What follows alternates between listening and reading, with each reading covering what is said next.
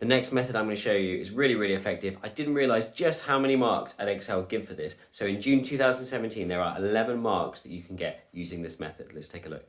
We're looking at a two-part journey or a compound problem.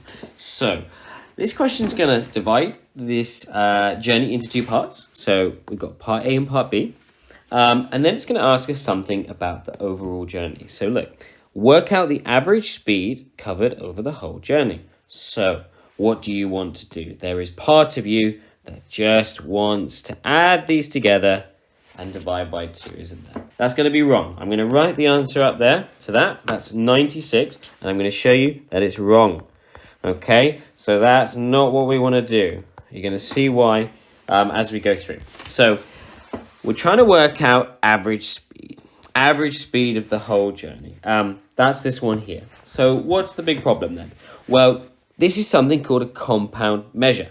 When you talk about kilometers per hour, and there's loads of other examples as well, it's made up of two things. It's made up of distance, and it's made up of hours, kilometers per hour. So the idea with these things is that when you want to work them out, you've got to have the original pieces to find it. So I need the distance for the whole journey and the time for the whole journey. This is the grid that I'm going to use to help work it out. Let's go. I'm going to call this here part A. This is part A of the journey. 33 kilometers. Let's write that in. And 120 kilometers per hour. Let's write that one in as well. Let's do the other one too. Another 108. And then that 108 is at 72 kilometers per hour. So when we write this in the table, hopefully you can see that you can start to fill some stuff out. So what kind of things can you fill out? Well, first of all, distance is not a compound measure. If I say I go 33 kilometers and then another 108, can you add those together? Well, yes, of course you can, because that's about going more, right? You're just adding on to it. So that's 141. So that's one way we can use this table.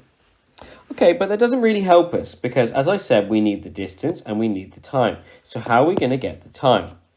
Well, we still need to do distance, speed, time stuff. Okay, so distance means how fast you're going and for how long. This is the formula triangle you may have seen many, many, many times. So how do you find the time? Well, if the units are the same, which they are, kilometers per hour. Sorry, not the same. I mean, they are working with each other. We can just sort of put them in here. So if I do my distance divided by my speed, that will give me my time. And it will give me my time in hours. And I can see that because the hour is hiding in there. So let's do that. 33 divided by 120 means we've got 0.275 hours. Okay? Well, let's do the same now for B. So how about the time for B? Well, we kind of divide it again. So 108 divided by 72, distance, divided by speed. And what do I get? I get 1.5 hours.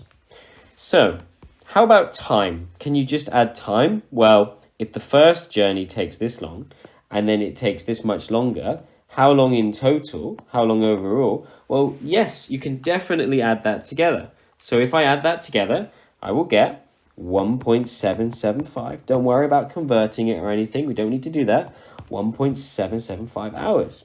So look, I've got 141 kilometers and I've got this many hours. So we are ready. We're ready to get this number here in the middle. So how do I get speed? Well, to get speed, I'm going to do distance divided by time.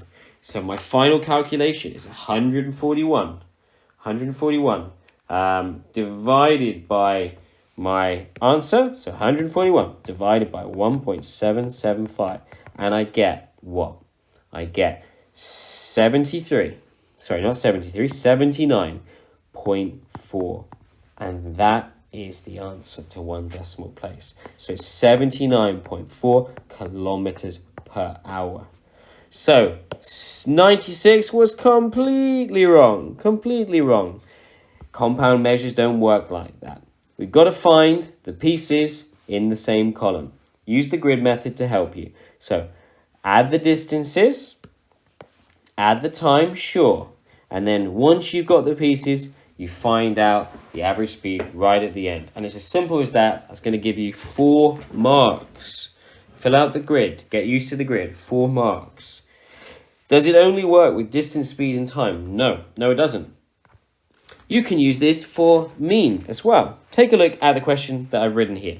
So, there's 27 bananas in a crate. The mean weight of the bananas is 93 grams.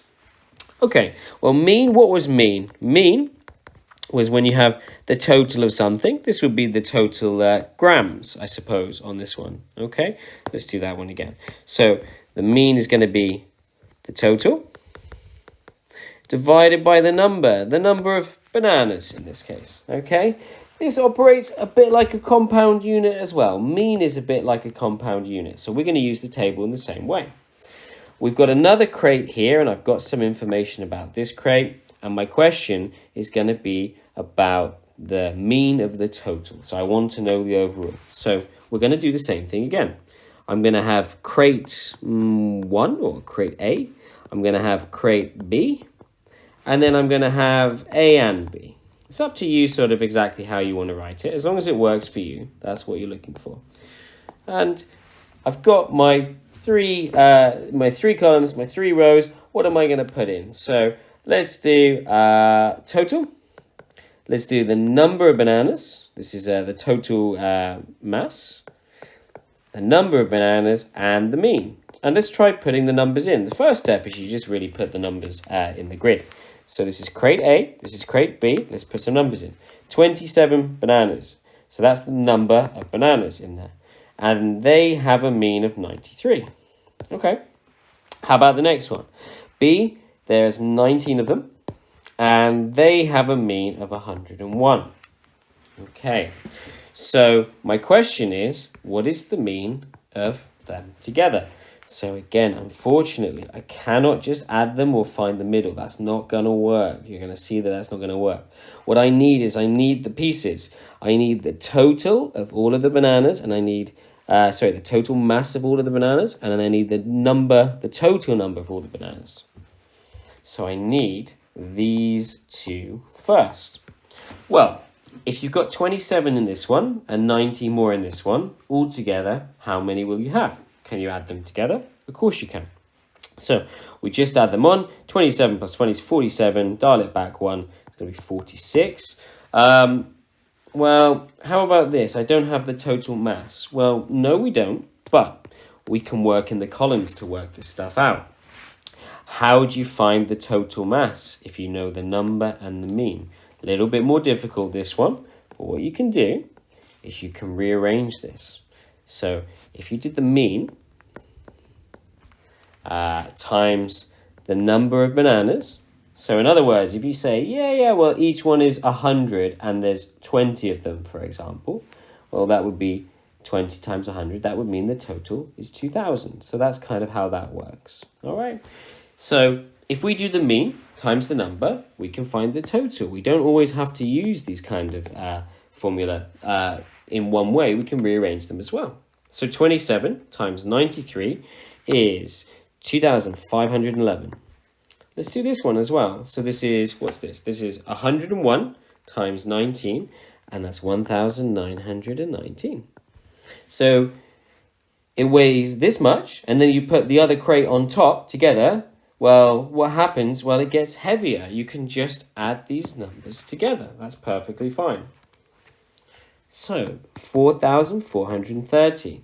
We're almost there. I've got the total now. I've got the number, and it's time for me to use that to find the mean.